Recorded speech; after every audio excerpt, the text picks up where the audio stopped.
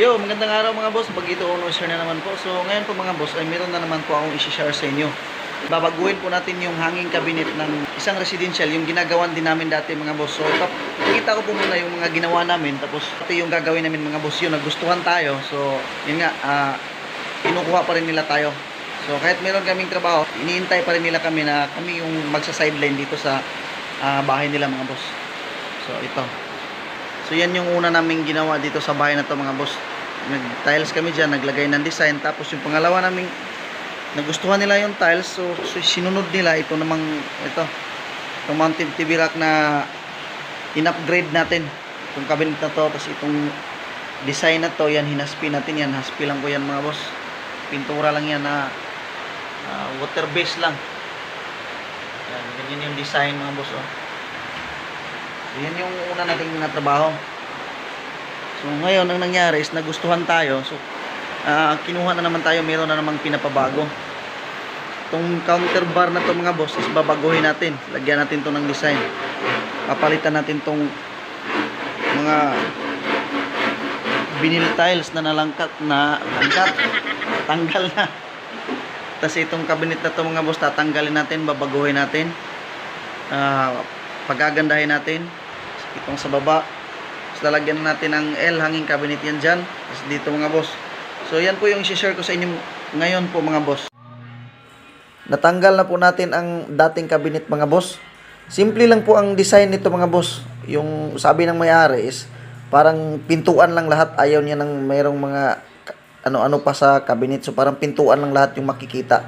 Sarado lahat, walang open sa ilalim. So yun po yung gusto ng may-ari. So yun, bibigay natin ang gusto niya mga boss. Nag-a-assemble na po tayo ng para sa hanging cabinet. Ang gamit po natin itong pandikit ay stick wheel po. Tsaka hindi po pako ang gamit natin ito mga boss. Pointed black screw po, number 2. Hold me, hold me, baby, I can tell.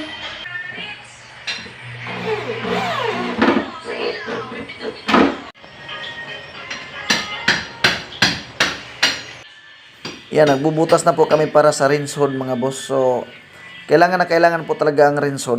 Para kapag nagluluto po kayo ay mayroon pong humihigop sa mga singaw, sa mga amoy. So, higupin po yan palabas ng rinse hood mga boss.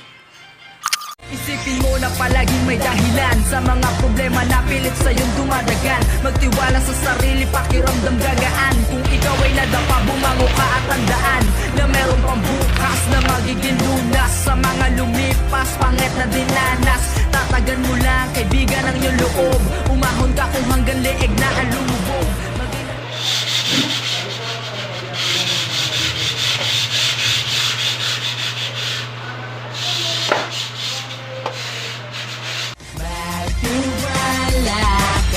Sarili mo na kahit ano mang pagsubok ay kakayanin mo. Isipin kayang-kaya, kayang-kaya, kahit ano man ang iyong problema.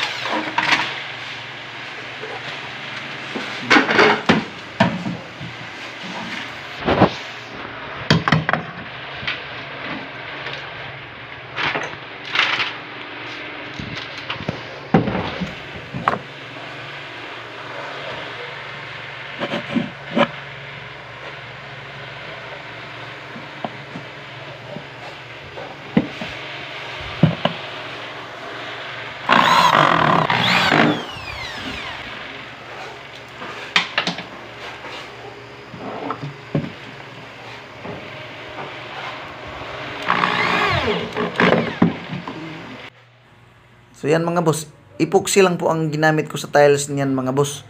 Nansag po ang gamit ko mga boss. Nansag all-purpose epoxy para hindi po siya tutulo mga boss.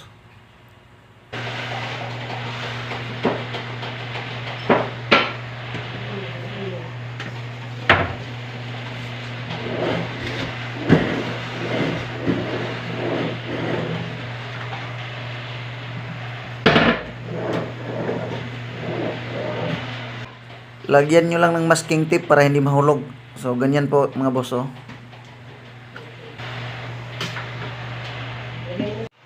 So, yan na po mga boss, oh. Ganyan lang ang gusto ng may-ari. Ayaw niya ng may handle. So, lahat gusto niya pintuan lang lahat. So, gray po ang color nito mga boss. So, yan. So, mga boss, oh, hindi rin ako naglalagay ng mga liston kasi ako lang ang magmamasilyan yan. So, body filler po ang gamit ko niyan sa mga aging. Hindi po ako mahilig maglagay ng liston.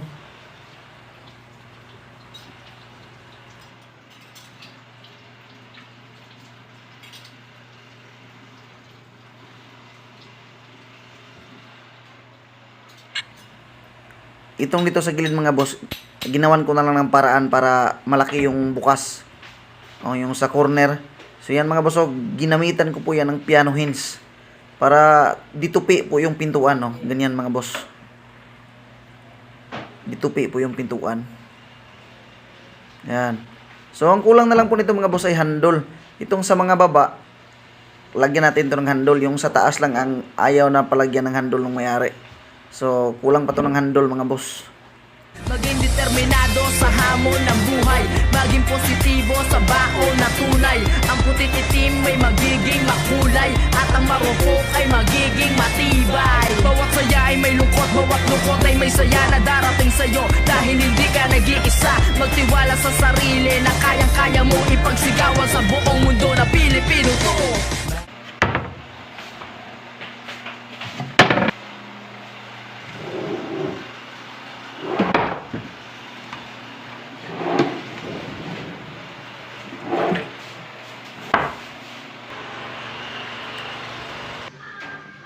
Yan mga boss, nagpipintura na po tayo sa cabinet natin ginawa. So yan yung sa mga drawer. Yun sa likod. So yan. So yan si boards. So yan, pininturahan na po natin mga boss. Yan, primer pa po yan. So gray din po ang kulay niyan kasi nga ang tema talaga ng bahay na to mga boss is black and white. So yun.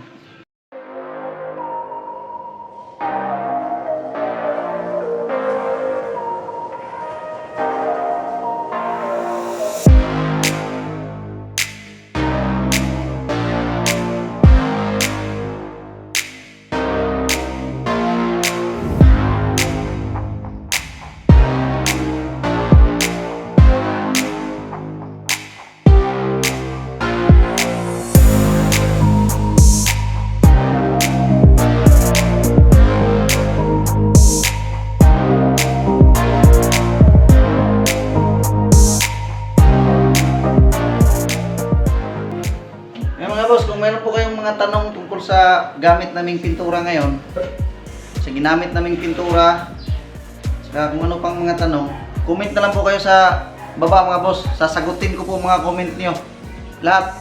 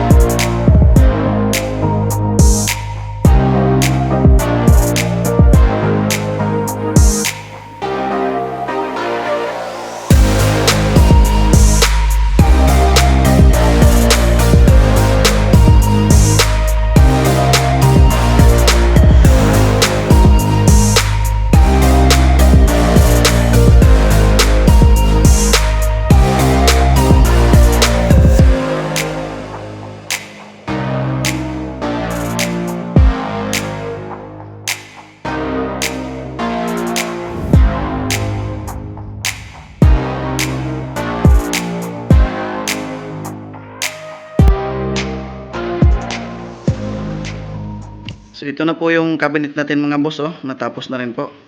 So ganito po yung design niya. So ito yung vinyl tiles na tinanggal natin, pinalitan natin ng design. So ganyan po yung ginawa natin ng design, hinaspi po natin. So tinanggal natin yung lahat ng vinyl tiles. So yan mga boss. Ito na yung cabinet. Yan. So ito yung sa ilalim. So ito yung mga drawer. Yan. Ito, kulay gray. Yan, may laman na mga boss. So ito. Yan. Oh. Dito. Yan. So ito yung ano mga boss, na maliit lang yung area. So ang ginawa natin is tupi-tupi po yung pintuan dito para lalaki po, para mapasok po yung tangki ng gasol, kasi dito yung tangki ng gasol dito banda. So yan yung rinse hood. So dito yung lutuan. So yan yung butas ng ano natin para sa tubo ng tangki ng gasol. So maliit na kasi yung banda dito. So ang ginawa natin is ditupi po yung pintuan para mapasok yung tangki. So yan, pagbukas mong ganyan mga boss, yan, tutupi siya. Silayin mo lang ng ganyan. So yan, malaki na yung bukas niya. So kasyang-kasya yung tangke. Diyan makakapasok yung tangke mga boss. So yan. Ito yung taas. So yun nga po yung gusto ng may-ari, na hindi nalagyan ng handle. So walang handle. So pag nag-open ka, dito ka lang hawak sa baba. So ganyan. Yan mga boss. So yan yung microwave. Lagay tayo ng ano dyan, microwave rack. So dito naman sa banda, sa baba yung oven. So dyan sa taas microwave, dito ilalagay yung oven. So, yan yung lutuan, yan yung rinse hood. So yan po mga boss. Kung nagustuhan nyo po yung trabaho natin ngayon mga boss, sana mag-like po kayo, mag-subscribe, and pakishare na rin po. Tsaka pakita rin po na notification button mga boss, para updated po kayo sa mga trabaho pa po nating mga gagawin mga boss.